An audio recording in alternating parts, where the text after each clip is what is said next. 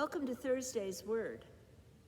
You may be thinking, why, with all the beautiful places Pastor Jean had in the sanctuary to film this Thursday's Word, is she sitting in front of a blank wall with a vent surrounded by brick? It's pretty plain. Well, it's because during Lent, our focus is not so much on that which is beautiful and on celebrating, but on focusing on that which brings us challenges and how Christ is with us in the midst of that. On that which is plain and ordinary and day to day in our lives. And yet, Jesus, in the midst of that and all that challenges us, is walking with us. That's what it means to be a disciple. Last Sunday, the reading from the gospel had this phrase: unless a grain of wheat falls into the earth and dies, it remains a single grain. But if it dies, it bears much fruit. That's what we are to do. Die to ourselves for the sake of Christ and others. And that's no small task.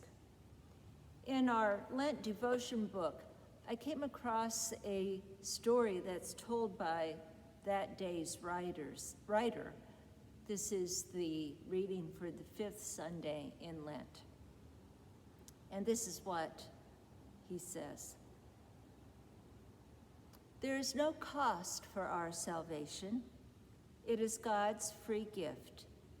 But there is a cost to being a genuine disciple of Christ. Bearing his cross is a daily joy and challenge. It cannot be a now and then type of commitment.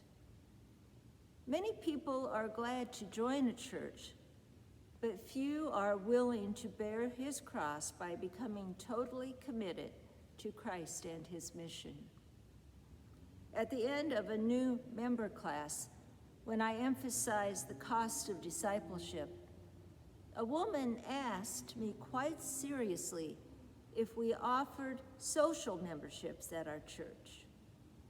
The cost seemed too much to bear. My friends, there's no social membership in the Church of Christ, or at least there shouldn't be.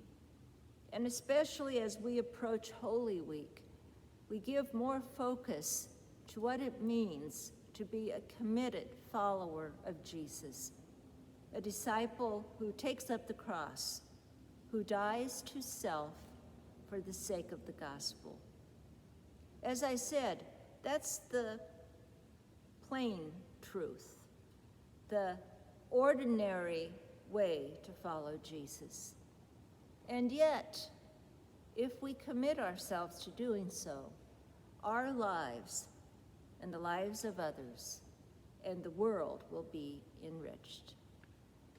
My friends, as Holy Week arrives next week, may you have a blessed day.